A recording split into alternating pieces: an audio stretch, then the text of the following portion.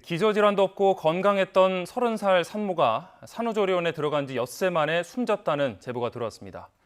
유가족은 산모의 계속된 통증 호소에도 해열제만 처방한 병원의 미흡한 대처로 골든타임을 놓쳤다고 주장하고 있습니다.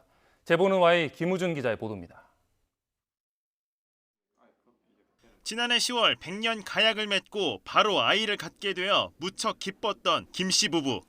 출산 후 조리를 위해 산부인과를 함께 운영하는 파주의 한 산후조리원을 선택했습니다.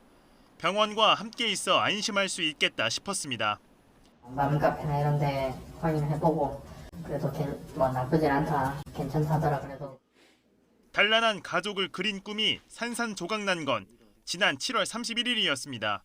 기저질환 없이 건강했던 김 씨 아내가 아이를 낳고 조리원에 들어간 지 엿새 만에 세상을 떠난 겁니다. 옆에 팔 잡고 있는데 쇼크가 왔던 것 같고 의식을 잃었고요. 몇해 의식을 잃으면서 손을 안 쉬었고요. 심정지가 아예 왔었고. 조리원 안에서요? 예. 숨지기 사흘 전부터 갑작스레 가슴 통증을 느낀 산모 방 씨는 조리원과 연계된 산부인과를 찾았지만 문제 없다는 진단만 나왔습니다. 의사에게 4차례나 통증을 호소했지만 타이레놀만 처방해줬다며 괴로워하는 메시지를 숨지기 전날 지인에게 남기기도 했습니다.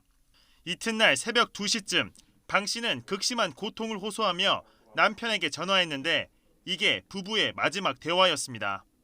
큰 병원으로 이송하기 위해 응급차가 이곳 산후조리원 앞에 도착했을 때는 이미 산모 방 씨는 쇼크로 인해 심장이 정지된 상태였습니다. 심폐소생술에도 끝내 깨어나지 못했습니다.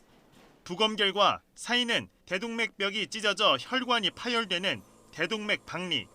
하루 이상 방치할 경우 사망률이 급격히 올라가는 질환입니다. 내과 치료, 수술적 치료 이런 것 받도록 해서 적어도 심각한 결과는 좀 막았어야 되는데 산모를 진료한 의료진한테 대동맥 박리에 대한 검사, 진단, 치료 이런 부분에 소홀함이 있지 않았을까. 황망하게 아내를 잃고만 김 씨는 병원 측 대처에 더욱 말문이 막혔습니다.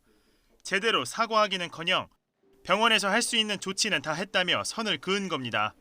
그러나 김 씨는 산모가 통증을 호소할 때 추가 검사를 하거나 흉부외과 등 다른 과로 보내 진료를 받게 했다면 이런 비극은 막을 수 있었을 거라고 말합니다.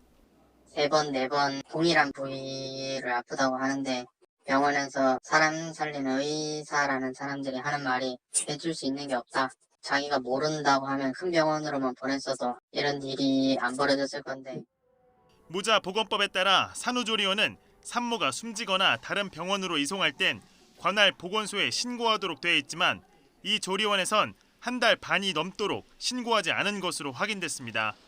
이에 대해 산후조리원과 산부인과를 함께 운영하는 병원 측은 취재진에게 어떠한 입장도 밝히지 않았습니다.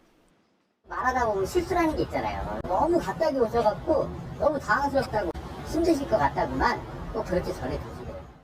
숨진 산모의 가족은 병원을 상대로 배상과 사과를 요구하면서 민형사 소송을 벌이겠다는 입장입니다. 5년 전에 먼저 작은 딸이 먼저 하늘나라로 갔어요. 큰 딸이 이제 이런 사고로 해가지고 갑작스럽게 이제 가니까 제가 이제 평상시에 느낀 게 모든 일은 모두에게 일어난다.